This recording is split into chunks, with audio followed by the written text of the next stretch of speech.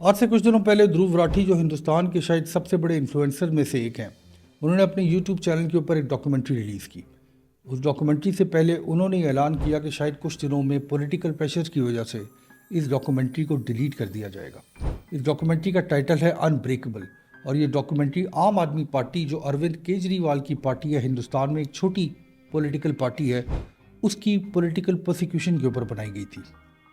इस डॉक्यूमेंट्री में दिखाया गया कि किस तरह जब आम आदमी पार्टी जो इनिशियली सिर्फ दिल्ली के ऊपर हुकूमत करती थी, जब उसने एक्सपैंड करने की कोशिश की, जब पब्लिक के अंदर उसकी मकबूलियत में इजाफा हुआ, तो किस तरह बीजेपी की गवर्नमेंट ने उनको पॉलिटिकली प्रोसिक्यूट किया, किस तरह उनके लीडर्स को जेल में डाला गया और किस तरह उनके ऊपर जुल्म ढाए गए ताकि वो अपने पॉलिटिकल स्टांस से पीछे हट जाएं। यानी कि ये जो डॉक्यूमेंट्री है, ये हिंदुस्तान के जो पॉलिटिकल हालात हैं उनके ऊपर एक कमेंट्री है।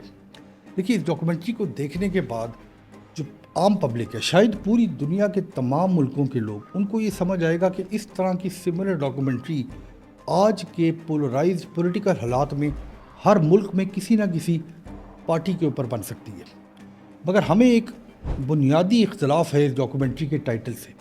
हमारा ये ख्याल है कि कोई एक पॉलिटिकल पार्टी, कोई एक लीडर जो है वो हुर्फ़ आखिर नहीं होता। हमारा ये भी ख्याल है कि कोई भी पॉलिटिकल पार्टी, कोई भी पॉलिटिकल मूवमेंट अनब्रेकेबल नहीं होती।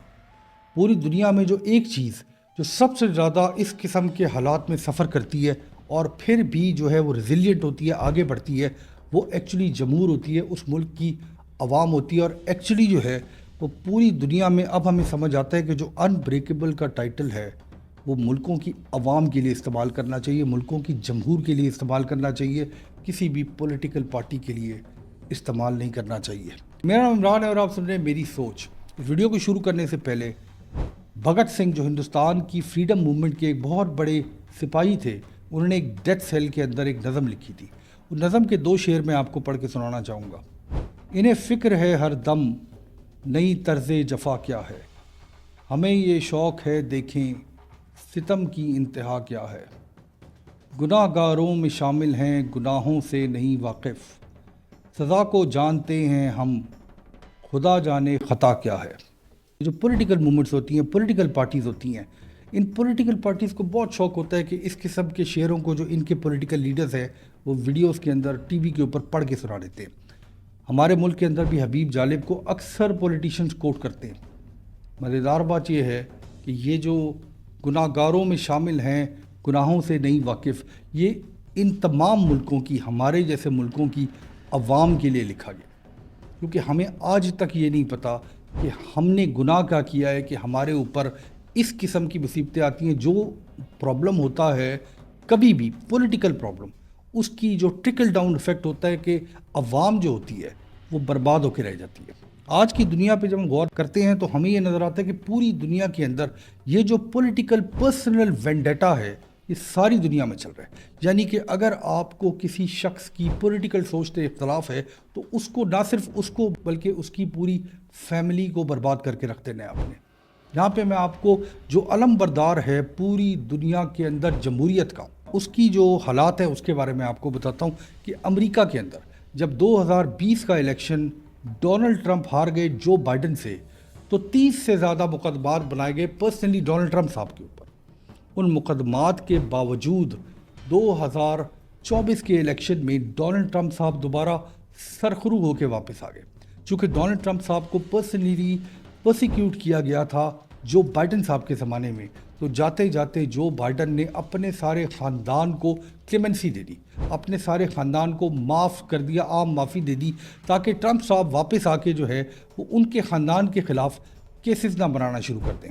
ये जो दुनिया की सबसे बड़ी जमहूरियत है, जहाँ पे लोग अपने आप को बहुत पढ़ा लिखा, बहुत समझदार, बहुत अवेयर समझते हैं, उस मुल्क के अंदर भी आज की जो पॉलिटिकल सोच है पोलराइजेशन की, वो जड़ पकड़ के रह गई है। यानी एक पॉलिटिकल लीडर एक पॉलिटिकल सोच के साथ जब आता है तो उसको ये खौफ होता है कि मेरी जो अपोजिशन है, मेरा जो मुखालिफ लीडर है, जो मेरी कुर्सी पे कब्ज़ा करने की कोशिश कर रहा है, चाहे जमहूरियत के ज़रिए ही कर रहा है, जब वो कुर्सी में आएगा तो मुझे जो है वो पॉलिटिकली प्रोसिक्यूट किया जाएगा, मेरी फैमिली के साथ जुल्म ज़्यादती की जाएगी। اس کے علاوہ اگر ہم رشیا کے حالات دیکھیں، روس کے حالات دیکھیں، جہاں پچھلے 25 سال سے ولادیمیر پوٹن صاحب کی حکومت ہے۔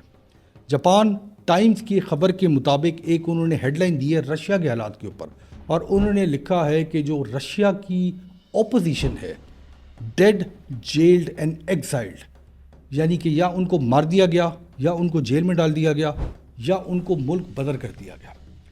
یہ جو لوگ ہیں جو پولیٹیکل سوچ کی مخالفت کرتے ہیں، ایک ملک کے اندر 2-3 پولیٹیکل سوچیں بھی ہوتی ہیں، 2-3 پولیٹیکل پارٹیز بھی ہوتی ہیں، ان کے لیڈران کو جب یہ فکر ہو جاتی ہے کہ آج ہم اگر حکومت کریں گے تو کل ہمارا اپوزیشن لیڈر جو ہے، جو ہمارے اپوزٹ آدمی ہے، وہ ہمیں پرسنلی پروسیکیوٹ کرے گا، وہ نہ صرف میری پولیٹیکل سوچ سے نفرت کرتا ہے بلکہ مجھ سے پرسنل نفرت کرتا ہے، تو اس صورت میں ان ملکوں کی جو اکانومی ہے، ان ملکوں کے جو حالات ہیں، وہ کبھی بھی آگے نہیں بڑھ سکیں گے۔ یہ جو پرسنل وینڈیٹا، دشمنی جو ہوتی ہے، یہ جو دشمنی جب ہو جاتی ہے پرسنل، تو ملکوں کے ساتھ ساتھ پوری دنیا کا کاروبار رک جاتا ہے۔ ایک اور ملک کا ذکر کر لیں جو پچھلے دنوں بہت زیادہ نیوز کے اندر ہے، دنیا کے ابھرتے ہوئے شاید ترقی یافتہ ملکوں میں سر فہرست ہے ساؤتھ کوریا۔ ساؤتھ کوریا کے پریزیڈنٹ یون سک یول نے پچھلے دنوں اپنی پارلیمنٹ کو ڈیزالو کر دیا۔ پارلیمنٹ کو ڈیزالو کرنے کے نتیجے میں جو پارلیمنٹیرینز تھے انہوں نے پش بیک کیا اور انہوں نے صدر کے خلاف تحریک چلائی، اور ساؤتھ کوریا جیسے ترقی یافتہ ملک کے اندر بھی پولیٹیکل کیوس برپا ہو گیا۔ یعنی پارلیمنٹیرینز اپنے صدر کو گرفتار کرنے کی کوشش کر رہے تھے، اور صدر جو ہے وہ پارلیمنٹ کو فارغ کرنے کی کوشش کر رہا تھا۔ یعنی وہ لڑائی ساؤتھ کوریا کی سڑکوں پہ، سول کی سڑکوں پہ لڑی گئی، عام لوگوں کو تکلیف ہوئی، اور 1-1.5 مہینے کی پش بیک کے بعد فائنلی جو پریزیڈنٹ ہے ساؤتھ کوریا کے، ان کو گرفتار کر لیا گیا۔ پورا معاشرہ جو ہے وہ بیچ میں سے سپلٹ ہو کے رہ گیا، عوام کا نقصان ہوا۔ آخر میں ہم اپنے پیارے ملک کی بات کرتے ہیں۔ اپنے ملک کے اندر بھی 1990 کے بعد سے ہم یہ دیکھ رہے ہیں کہ نواز شریف صاحب حکومت میں آتے تھے تو وہ بے نظیر بھٹو اور آصف علی زرداری کو پولیٹیکلی پروسیکیوٹ کرتے تھے۔ جب پیپلز پارٹی گورنمنٹ میں آتی تھی تو بے نظیر بھٹو، آصف علی زرداری جو ہے وہ نواز شریف صاحب کو پروسیکیوٹ کرتے تھے، ان کی فیملی کو کرتے تھے، کرپشن کا الزام لگا کے یا 300 اور الزام لگا کے۔ پچھلے 40-45 سالوں میں ہم نے نہیں دیکھا کہ ان میں سے ایک بھی الزام سٹک ہوا۔ آصف زرداری صاحب کو 7 سال جیل میں رکھا گیا۔ اگر انہوں نے کوئی غلطی کی تھی تو اس کا کوئی ایک پاکستان کی عدالت کے اندر کوئی فیصلہ ہونا چاہیے جس میں ان کو قرار واقعی سزا دی گئی ہو، جو ہائر کورٹ کے اندر اس سزا کو معاف نہ کر دیا گیا ہو، یا اس سزا کو یا اس فیصلے کو غلط نہ قرار دے دیا گیا ہو۔ ان ساری چیزوں کے باوجود ایک لیڈر آتا ہے، وہ دوسرے کو پرسنلی اٹیک کرتا ہے۔ پہلا لیڈر جو ہے وہ دوسرے لیڈر کو اٹیک کرتا ہے، دوسرا لیڈر پہلے لیڈر کو اٹیک کرتا ہے، اور یہ کہانی جو ہے وہ تواتر سے ہمارے ملک کے اندر چل رہی ہے۔ دیکھیے، جب 2018 کے بعد عمران خان صاحب کی پی ٹی آئی گورنمنٹ جو ہے اس نے اکراس دا بورڈ اکاؤنٹیبلٹی کا نعرہ بلند کر کے ہر پولیٹیشین کے خلاف پولیٹیکل پروسیکیوشن شروع کر دی، تو اس کا ایک ہی نتیجہ نکلنا تھا۔ اگر کسی گورنمنٹ کا، کسی پولیٹیکل پارٹی کے خیال ہو کہ وہ تا حیات حکومت کرے گا تو وہ جتنی مرضی پروسیکیوشن کر لے، اسی لیے لوگ ڈکٹیٹرشپ سے ڈرتے ہیں۔ اگر جمہوریت ہے اور آپ نے 4 سے 5 سال حکومت کرنی ہے تو پھر آپ کا بھی ٹائم آئے گا اپوزیشن کے اندر۔ عمران خان صاحب کے بعد جب نواز شریف صاحب کی حکومت آئی، جو پی ڈی ایم کی حکومت آئی ملک کے اندر، تو انہوں نے ایگزیکٹلی وہی کام کیا جو پی ٹی آئی کی گورنمنٹ کری تھی، حالانکہ وہ اس سے پہلے جو ہے پروسیکیوٹ ہوتے رہتے۔ ہونا تو یہ چاہیے تھا کہ اس وینڈیٹا کو ختم کیا جائے، مگر یہ وینڈیٹا ختم نہیں ہو رہا۔ مگر اس کے نتیجے میں جو پرابلم ہے، یعنی سزا کو جانتے ہیں ہم، خدا جانے خطا کیا ہے، یہ عوام پچھلے 40 سال سے پوچھ رہی ہے کہ یہ جو سزا ہمیں مل رہی ہے ان چند لوگوں کی، ساری دنیا کی عوام کو، یعنی ٹرمپ کے فالوورز کو سزا ملتی ہے جب بائیڈن کی حکومت آتی ہے، بائیڈن کے فالوورز کو سزا ملے گی جب ٹرمپ کی حکومت آئے گی۔ اروند کیجریوال جو ہندوستان کے ہیں، اگر وہ فیڈرل گورنمنٹ میں کبھی پردھان منتری بن گئے ہندوستان کے، تو دیکھنا یہ ہے کہ کیا وہ بی جے پی کے فالوورز کو اسی طرح پروسیکیوٹ کریں گے جس طرح سے ان کو کیا جا رہا ہے آج کے دن۔ دیکھیے، یہ جو فالوورز کا ہم لفظ استعمال کرتے ہیں، جو ایکچولی جمہور ہے، جو ووٹ دے رہی ہے آپ کو، ہمارا کیا قصور ہے؟ ہم نے کیا گناہ کیا ہے پوری دنیا کے لوگوں نے کہ ان لیڈروں کے چکر میں یہ جو سپلٹ ہے، گھروں کے اندر سپلٹ ہے، بھائی کا سپلٹ ہے، باپ بیٹے کا سپلٹ ہے، 2 گھر جو ایک محلے میں پچھلے 40 سال سے بستے ہیں ان کا سپلٹ ہے آپس میں، محلوں کا محلوں سے سپلٹ ہے، شہروں کا شہروں سے سپلٹ ہے، صوبوں کا صوبوں سے سپلٹ ہے۔ پوری دنیا میں یہ تحریک چل رہی ہے، مگر ایک بات جو ریزیلینس ہے دنیا کی عوام کی کہ وہ خاموشی سے یہ جو فضول ترین بیانات ہیں، اس طرح کی ڈاکیومنٹریز ہر لیڈر کے اوپر بنائی جاتی ہیں، اس کو پروسیکیوٹ کیا جاتا ہے، اور پھر جب اس کی حکومت خود کی آتی ہے تو اسی کی اپوزیشن پھر ایک انبریکیبل بنا لیتی ہے۔ یہ جو انبریکیبل ہے اس سارے معاملے کے اندر وہ عوام ہے جو برداشت کر رہی ہے، کرتی جا رہی ہے۔ دیکھیے، ایک نظام حکومت ہے کہ عوام ووٹ دے، بہت اچھا نظام حکومت ہے۔ عوام کو ہی یہ طاقت ہونی چاہیے کہ وہ اپنے لیڈر کو چنیں۔ ہم چنتے بھی رہے ہیں، جب ہمارے ملک پاکستان میں موقع ملتا ہے لوگ ووٹ ڈالنے جاتے ہیں۔ ہندوستان میں تواتر سے 1947 کے بعد الیکشنز ہو رہے ہیں، لیڈر آتے ہیں، لیڈر چلے جاتے ہیں۔ امریکہ کے اندر جو ہے وہ 1776 سے الیکشنز ہو رہے ہیں۔ کیا جمہوریت کا نیچرل یہ رزلٹ ہے کہ آج تک آتے آتے جو ہے وہ لوگ ایک دوسرے سے پرسنلی نفرت کرنا شروع کر دیا ہے، اور یہ اپنے فالوورز کو یہ بتاتے ہیں، ڈکٹیٹ کرتے ہیں کہ جو شخص میری سوچ کے ساتھ نہیں ہے اس سوچ سے تمہیں بھی نفرت کرنی ہے، اس شخص سے بھی تمہیں نفرت کرنی ہے جو یہ باتیں کر رہے ہیں۔ ڈیپ سٹیٹ کا نام لے کے، ملکوں کے اندر اسٹیبلشمنٹ کا نام لے کے اس غلط پروپیگنڈا کو شفٹ کر دیا جاتا ہے کہ جی ان کا قصور ہے، یہ چلنے نہیں دیتے۔ نہیں، دنیا کا ہر لیڈر اگر چاہے تو وہ ملکوں کے اندر ان پولرائزیشن کو ختم کر سکتا ہے، کرنا نہیں چاہتا، چونکہ لیڈروں کا پرابلم یہ ہو گیا کہ وہ چھوٹی سوچ رکھتے ہیں۔ یہ جو چھوٹے قد کے لوگ بڑی کرسیوں پہ بیٹھتے ہیں، ان کا مقصد صرف وینڈیٹا ہوتا ہے، اور اس وینڈیٹا کے نتیجے میں عوام جتنی مرضی سفر کرے، کسی کو کوئی فرق نہیں پڑتا۔